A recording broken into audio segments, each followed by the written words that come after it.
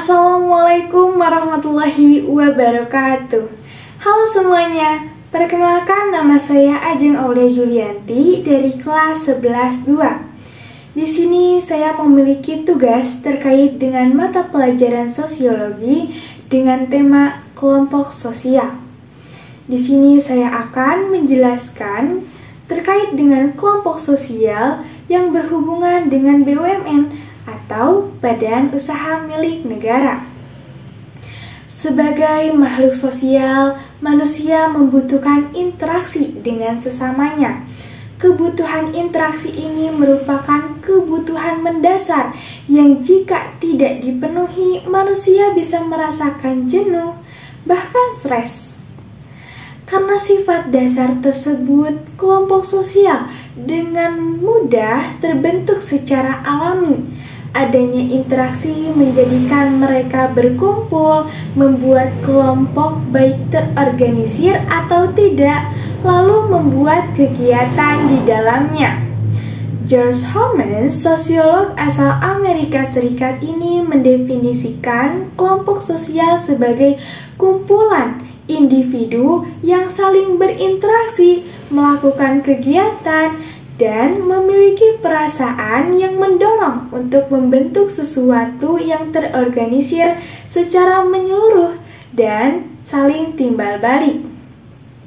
Semakin panjang interaksi mereka, semakin kuat ikatan yang terjalin.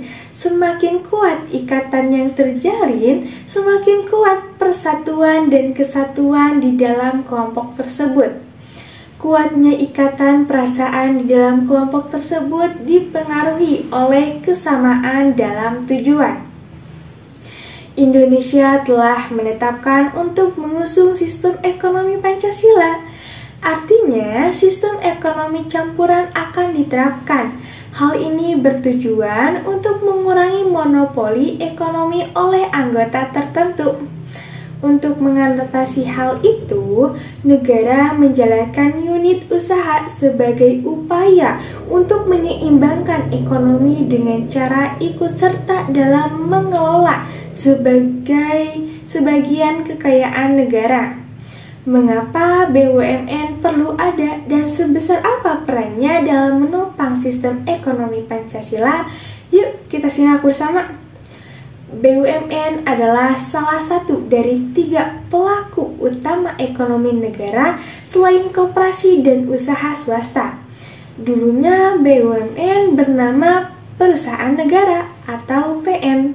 Sementara itu BUMN adalah singkatan dari Badan Usaha Milik Negara. Sesuai namanya, BUMN dapat diartikan sebagai perusahaan yang dimiliki oleh negara dan usahanya dijalankan oleh negara. Baik perusahaan tersebut dimiliki sepenuhnya, sebagian besar, maupun sebagian kecil. Yang dimaksud dengan negara sebagai pengelola adalah pemerintah. Pada dasarnya, BUMN didirikan untuk mewujudkan masyarakat yang sejahtera di berbagai bidang. Dengan demikian, diharapkan kebutuhan rakyat dapat terpenuhi. Pemenuhan kebutuhan tersebut kemudian dikelola secara profesional dan komersialkan kepada publik. Dari usaha yang dilakukan tersebutlah BUMN mendapat keuntungan.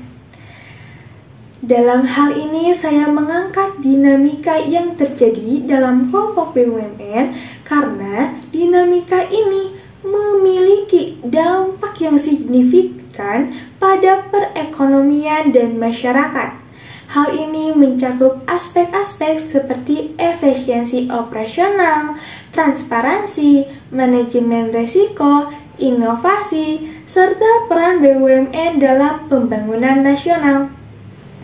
Memahami dinamika ini penting untuk memastikan bahwa BUMN dapat berperan secara optimal dalam mendukung pembangunan ekonomi dan kesejahteraan masyarakat Indonesia. BUMN didirikan bukan tanpa tujuan, sebagaimana yang tertuang dalam Undang-Undang Nomor 19 Tahun 2003 tentang BUMN. Tujuan didirikannya BUMN adalah sebagai berikut. Secara umum, memberikan sumbangsih bagi pergerakan ekonomi nasional, sedangkan secara khusus BUMN memberikan tambahan pendapatan bagi negara.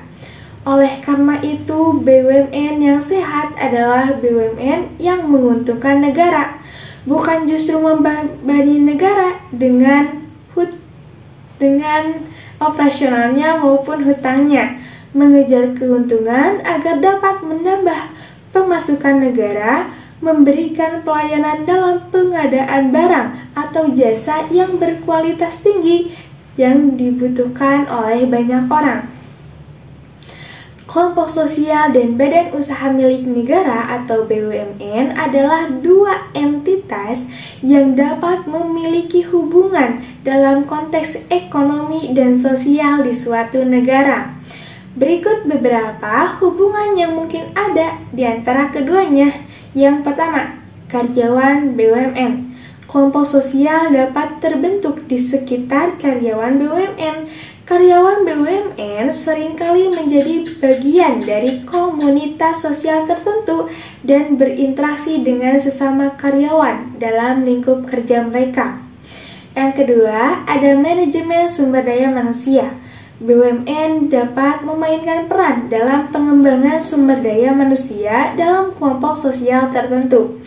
Mereka mungkin memiliki program pelatihan atau pengembangan yang mendukung perkembangan anggota kelompok sosial. Adanya badan usaha milik negara atau BUMN juga memiliki beberapa manfaat yang berhubungan dengan kelompok sosial, termasuk akses layanan yang merata. BUMN dapat memastikan bahwa layanan dasar seperti transportasi, pendidikan, kesehatan, dan perumahan tersedia secara merata kepada masyarakat, termasuk kelompok sosial yang kurang mampu.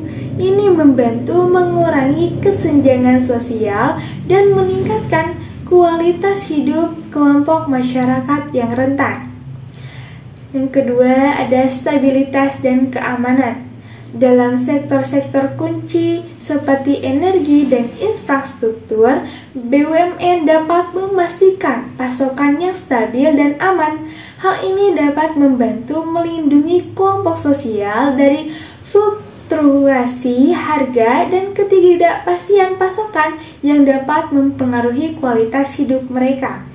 Kemudian di dalam pembahasan ada tipe kepemimpinan dalam badan usaha milik negara atau BUMN dapat bervariasi tergantung pada konteks, industri, dan budaya organisasi. Di antaranya sebagai berikut. Ada kepemimpinan kolaboratif. Kepemimpinan di BUMN dapat menekankan kerjasama dan kolaborasi antar departemen atau anak perusahaan. Ini penting untuk mengoptimalkan sumber daya dan mencapai tujuan bersama.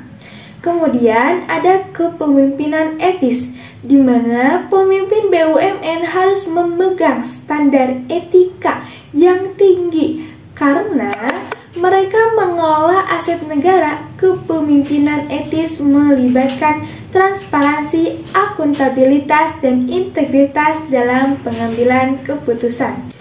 Organisasi yang dijalankan dalam kelompok badan usaha milik negara atau BUMN dapat bervariasi. Namun, umumnya BUMN memiliki struktur organisasi yang mirip dengan perusahaan swasta. Pada umumnya, dengan beberapa perbedaan yang mungkin termasuk adanya unsur-unsur pemerintahan dan pengawasan yang lebih kuat. Berikut adalah beberapa komponen umum dalam organisasi BUMN. Yang pertama, ada Dewan Komisaris. Dewan ini bertanggung jawab atas pengawas manajemen eksekutif BUMN dan biasanya terdiri dari individu yang ditunjuk oleh pemerintah. Yang kedua, ada direksi. Direksi adalah manajemen eksekutif BUMN yang bertanggung jawab langsung atas operasional sehari-hari perusahaan. Yang ketiga ada unit bisnis atau divisi. BUMN sering memiliki unit bisnis atau divisi yang bertanggung jawab atas berbagai sektor usaha atau proyek tertentu. Yang keempat ada karyawan BUMN. Karyawan BUMN adalah anggota tim yang bekerja di berbagai tingkat dan departemen perusahaan. Yang kelima ada kementerian pemegang saham. BUMN sering memiliki kementerian atau entitas pemerintah yang bertindak sebagai pemegang saham. Yang keenam ada lembaga pengawas. Beberapa BUMN mungkin memiliki lembaga pengawas dan audit internal yang independen untuk memastikan kepatuhan, akuntabilitas, dan transparansi. Kemudian, untuk memperkuat jaringan sosial dalam kelompok BUMN, langkah-langkah seperti penyelenggaraan pertemuan seminar dan konferensi bersama dapat membantu. Selain itu, platform komunikasi digital dan media sosial juga dapat digunakan untuk memfasilitasi komunikasi dan pertukaran informasi antara BUMN yang berbeda. Penting untuk menjaga transparansi, kejujuran, dan integritas dalam semua interaksi jaringan sosial.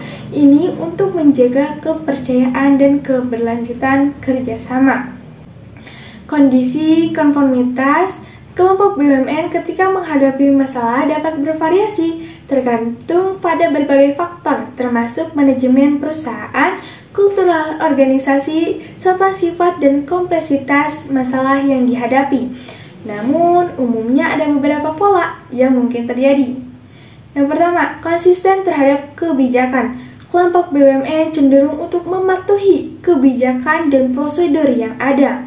Yang kedua, koordinasi internal. BUMN seringkali memiliki banyak unit atau divisi yang berbeda. Ketika menghadapi masalah, mereka akan berusaha untuk mengkoordinasi dengan baik. Kemudian ada transparansi dan akuntabilitas. Ada tekanan untuk menjaga transparansi dalam tindakan yang diambil dan bertanggung jawab atas keputusan yang dibuat. Kemudian, pada kesimpulan dan saran, George Homan, sosiolog asal Amerika Serikat ini mendefinisikan kelompok sosial sebagai kumpulan individu yang saling berinteraksi, melakukan kegiatan, dan memiliki perasaan yang mendorong untuk membentuk suatu yang terorganisir secara menyeluruh dan saling timbal balik. Kemudian, BUMN memiliki keterkaitan yang kuat dengan kelompok sosial karena mereka sering berperan dalam menyediakan layanan dan produk yang penting bagi masyarakat. Hubungan ini membutuhkan transparansi, akuntabilitas, dan tanggung jawab sosial yang tinggi dari BUMN terhadap masyarakat yang dilayani. Pengelola hubungan dengan kelompok sosial adalah penting untuk menjaga dukungan dan kepercayaan publik terhadap BUMN. Sifat kepemimpinan yang berfokus pada tujuan sosial, yaitu tujuan sosial seperti penyediaan layanan publik. Oleh karena itu, kepemimpinan dalam BUMN juga harus mempertimbangkan dampak sosial dan keputusan dari tindakan mereka.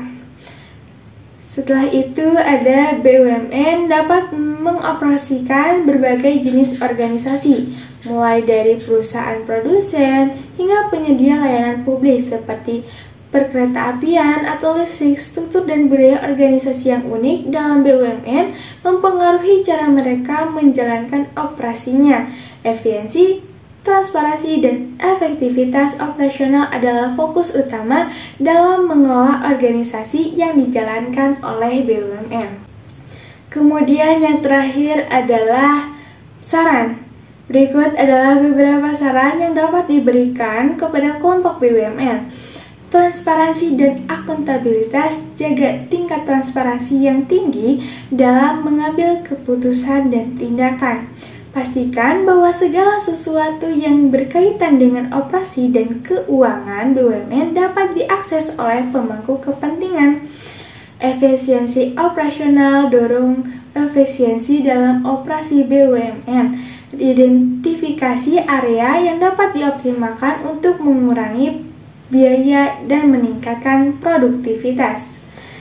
Kemudian ada kualitas layanan pelanggan, manajemen risiko yang baik, kemampuan belajar dan adaptasi. BUMN harus mampu berubah dengan cepat dan menghadapi perubahan pasar dan regulasi.